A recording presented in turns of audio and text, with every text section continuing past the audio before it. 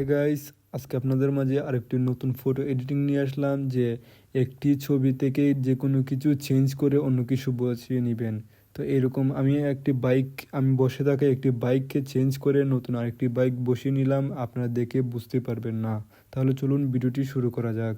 First of all আপনাকে চলে যেতে হবে গুগল প্লে স্টোরে। আমি গুগল প্লে স্টোরটি ওপেন করে নিলাম।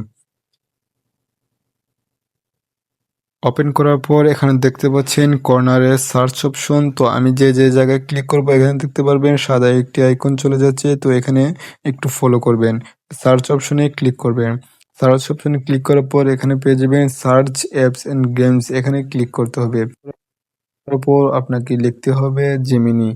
জি জিমিনি সার্চ করতে হবে। জিমিনি সার্চ করার পর এখানে পেয়ে যাবেন সর্বপ্রথমে গুগল জিমিনি নামে একটি অ্যাপ্লিকেশন, এটাকে আপনাকে ইনস্টল করে নিতে হবে। তো আমার এটা ইনস্টল করা না, আমি ইনস্টল করে নিচ্ছি। ইনস্টলে ক্লিক করার পর আপনাকে একটু সময় ওয়েট করে নিতে হবে। তো আমার এটাকে ইনস্টল করা হয়ে গেল। তো এখানে কর্নারে দেখতে পাচ্ছেন ওপেন লেখা আছে, এখানে ওপেনে ক্লিক করতে হবে।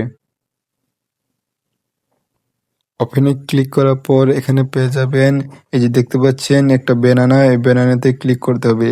ব্যানানাতে ক্লিক করার পর এখানে প্লাস আইকন পেয়ে যাবেন, এখানে প্লাস আইকনে ক্লিক করতে হবে। এখানে আসার পর আপনি পেয়ে যাবেন গ্যালারি। গ্যালারি থেকে আপনার একটি ফটো নিয়ে আসতে হবে, যে ফটোটি আপনি এডিট করবেন। তো এই ফটোটি এখানে গ্যালারিতে ক্লিক করার পর আমি আমার একটি ফটো নিয়ে আসতেছি। এখানে ক্লিক করার পর এডে ক্লিক করবেন। এটি ক্লিক করার পর এখানে আপনার ফটোটি চলে আসবে। তো আমি চাচ্ছি যে আমার এই ফটো থেকে আমার এই বাইকটি চেঞ্জ করব। তো এখানে আপনি ইংলিশ লিখতে হবে না, আপনি চাইলে ইংলিশেও লিখতে পারবেন এবং বাংলাতে লিখতে পারবেন। তো আমি এখানে লিখছি বসে থাকা বাইকটিকে চেঞ্জ করে দাও। তো চেঞ্জ করার পর এখানে এরও একটি চিহ্ন পেয়ে যাবেন, এখানে ক্লিক করতে হবে। তো বন্ধুরা দেখতে পাচ্ছেন আমাকে একটি তারা বাইক দিয়েছে, এই যে দেখতে পাচ্ছেন একটি বাইক, এই বাইকটিকে আপনাকে সেভ করে নিতে হবে। এখানে স্ক্রিনে দেখতে পাচ্ছেন একটু ব্লার আসছে, তো সেভ করার পর আপনার ফটোটি ক্লিয়ার হয়ে যাবে। তো এই কর্নার দেখতে পাচ্ছেন সেভ অপশন, এখানে সেভে ক্লিক করতে হবে। সেভে ক্লিক করার পর আপনার ফটোটি সেভ হয়ে যাবে।